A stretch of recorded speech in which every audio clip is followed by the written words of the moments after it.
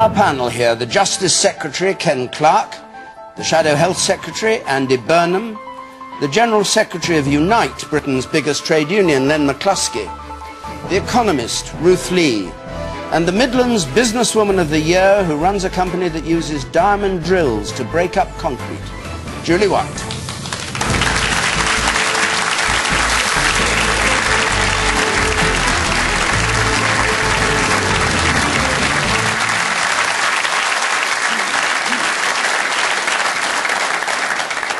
You can use your diamond drills on members of the panel tonight, Julie. I think so, you're Let's right. have our first question from Baldev Viet.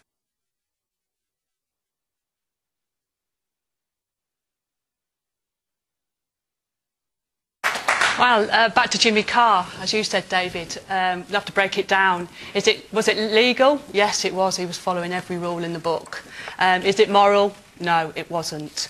He has withdrawn it, hasn't he, since? And as you said, Andy, I think Cameron has opened up a huge can of worms, because K2 is not the only one of the schemes out there, and also with Jimmy Carr there's another 1,000 people that are in there. So how many more Tory backbenchers, how many people that support Cameron are going to come out of the woodwork? I don't think we've heard the last of this, I can tell you that. I mean, the other thing as well is, as you said, Carr's withdrawn and said he'll be a good boy from now on.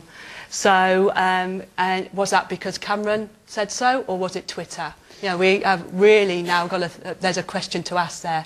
You know. Ruled by Twitter. But you're a businesswoman. Don't you do your best to keep to the very lowest the level of tax that your business pays? No, don't you take accountants' advice? We do take accountants' advice, but I mean, it'd be great if we could get the 1%, but no, we don't. We take advice.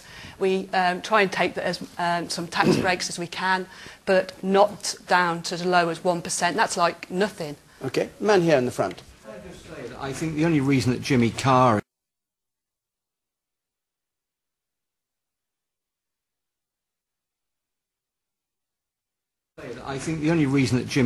is upset is because he's been found out. Yeah.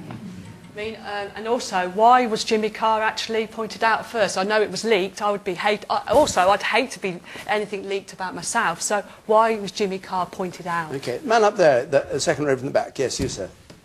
Jimmy Carr has apologised to us.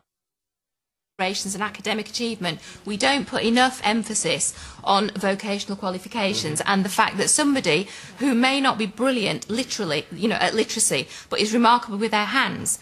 We have not enough people in the construction industry. We're trying to develop skills, apprenticeships, and give people a chance in construction. It wasn't considered glamorous, but it's an essential part of the economy going forward. If we don't start investing in what we need in the future, we're going to find ourselves back to the labour shortages that we had 15 and 20 years ago. Julie White's nodding in agreement with you. Yeah, I am. Yeah. I'm in construction, and we were talking earlier to Len, and what we're finding is people are just coming for apprentices because they think, oh, it's second class. It's a second-class thing they should be doing.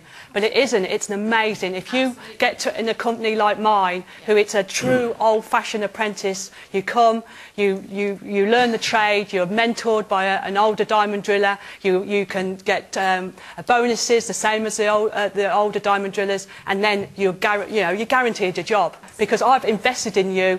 You know the actual process from start to finish, and I'm doing the apprenticeship course.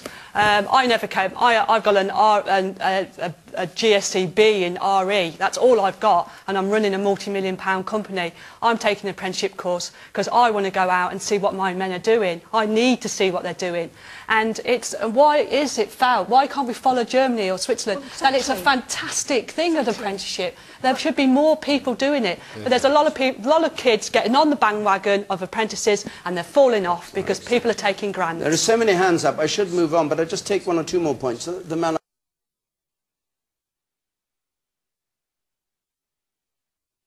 Question from Kanti Patel, please. Do I have more chance of attending a state banquet than seeing banks increase in lending to small businesses? Do I have more chance of attending a state banquet? You're thinking of the Mansion House banquet where the Chancellor announced, all that stuff, than seeing bank increase lending to small businesses. Julie White. Yeah. You're critical of the banks. They're lending money that you need. They're not lending money, let me tell you. I mean, I'm lucky. I've got a good company that's growing.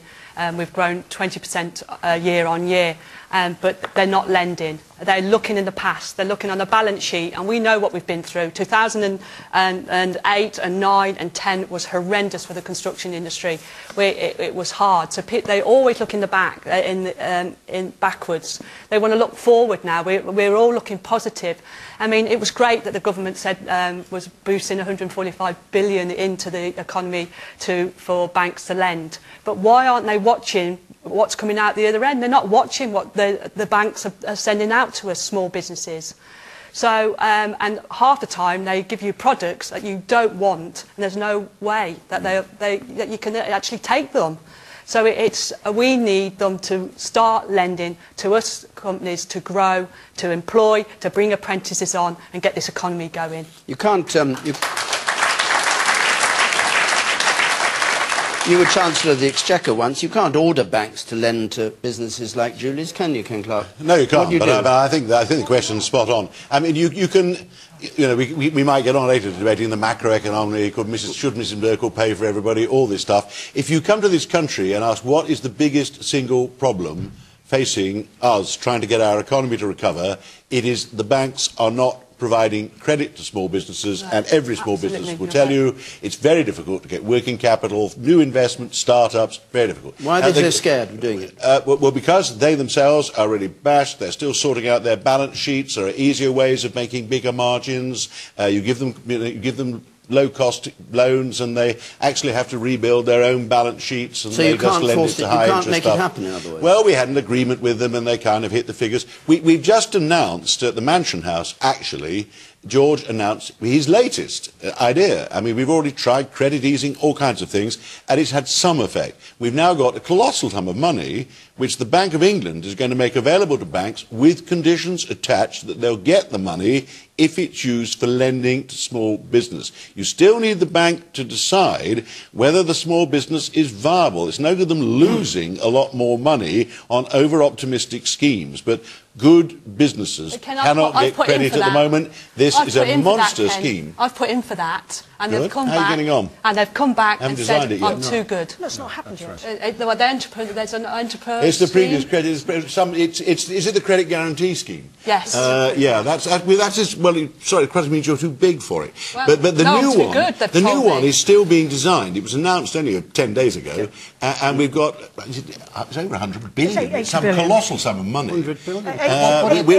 which is aimed absolutely. It's the Will biggest. it get there? Is the question, Len McCluskey? Well, Do you think it'll get there? it had No, it better, won't. but, No, You it can won't. say it had better, but you can't. No, it won't get there because